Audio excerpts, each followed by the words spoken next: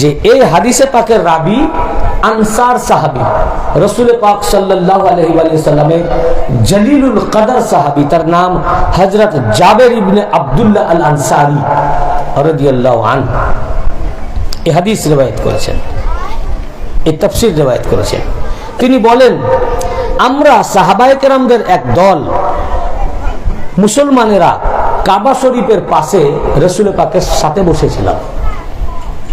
আল্লাহর রাসূলের সাথে কাবা শরীফের পাশে, ওটাকে বলে হারাম শরীফ, সেখানে আমরা কাবা শরীফের সামনে বসেছিলাম। এমন সময় দূর থেকে হযরত আলীকে আসতে দেখা গেল। কাকে? হযরত আলীকে আসতে দেখা গেল।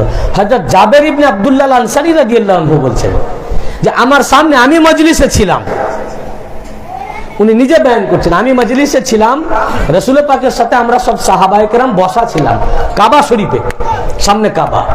দূর থেকে যখন মওলা আলীকে দেখা গেল এবং মওলা আলী যখন আসতেছেন এই মজলিসের দিকে, রাসূল পাকের এই যে জামাতের দিকে, আল্লাহর রাসূলের চোখ যখন মওলা আলীর দিকে পড়লো, উনি আসতেছেন, এখন পৌঁছান নাই, দেখছেন আলী আসছেন, যেই চোখ মওলা আলীর দিকে পড়লো, আল্লাহ রাসূল সাহাবায়ে কেরামদেরকে বলে উঠলেন, কদ আতাকুম আখি সুম্মা ইলতাফাতা ইলাল কাবা ফাকালা ওয়া রাব্বি হাযিহিল বুনিয়া ইন্না হাযা ওয়া শিআতুহু হুমুল ফাইজুনা ইয়াউমাল কিয়ামা।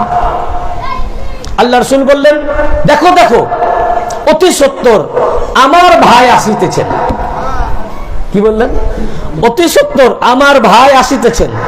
অতঃপর কাবা শরীফের দিকে আল্লাহ রাসূল মুখ করলেন, চেহারা ঘুরালেন এবং কাবা শরীফের দিকে মুখ করে বলেন, ফাকাল ওয়া রাব্বি হাযিহিল বুনিয়া, এই কাবা শরীফের সৃষ্টিকর্তা আল্লাহ রাব্বুল ইজ্জাতের কসম। কে বলছেন? আল্লাহ রাসূল। এই কাবা শরীফের সৃষ্টিকর্তা আল্লাহ রাব্বুল ইজ্জাতের কসম, ইন্না হাযা ওয়া শিআতুহু হুমুল ফাইজুনা ইয়াউমাল কিয়ামা, জেনে রাখো নিঃসন্দেহে ইনি আলী এবং আলীর অনুসারীরাই কিয়ামতের দিনে সফলকাম হবে।